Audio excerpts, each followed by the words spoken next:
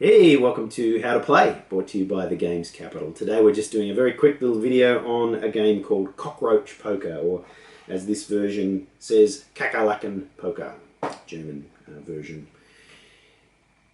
It's got nothing to do with poker.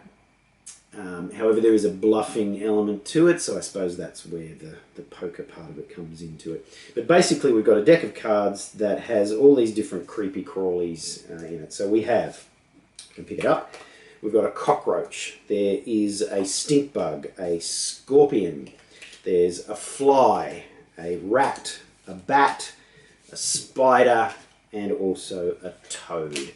Now in the deck there are 8 of each of these cards, and basically the way you play is you deal out the entire deck to the number of players. I think you can play up to 6 or 7 players. So the whole deck is dealt out. Each player will have a hand of cards to begin with, and you'll choose a start player. The first player will, from their hand, select one of the types of creepy crawlies and pass it face down to one of the other players that's sitting around the table. And they will say, this card is a cockroach, or this card is a rat. Now, where it gets interesting is you don't have to be telling the truth. So it's up to the player that you pass it to then to make a choice about what they want to do with that card. So if I've said this is a cockroach, the player here has 2 choices. They can either accept that card and state whether they think I am telling the truth or if they think I'm lying, and then they'll flip over the card. So they might say, no, I think you're lying, flip it over, it wasn't a cockroach. So yes, I was lying. In that case, they were correct. I have to keep the card face up in front of me. However, if this card was a cockroach and I was telling the truth, they were wrong in their claim, then they would have to keep the card in front of them.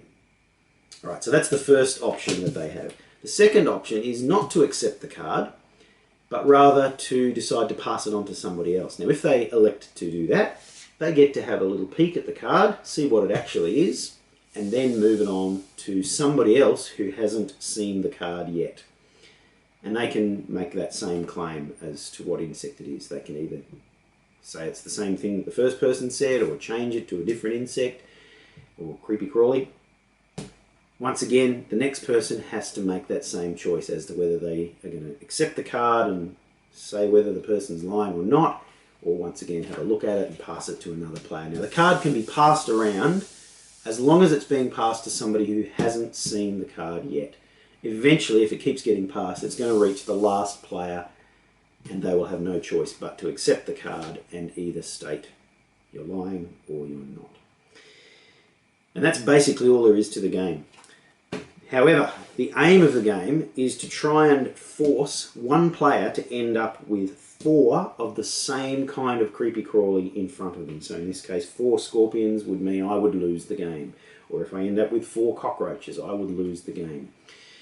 Everybody else wins. So it's not about an individual winner in this game, it's more about not being the loser.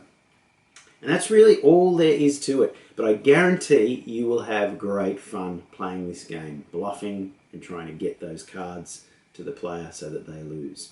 All right, that's Cockroach Poker. Thanks for watching. Happy gaming.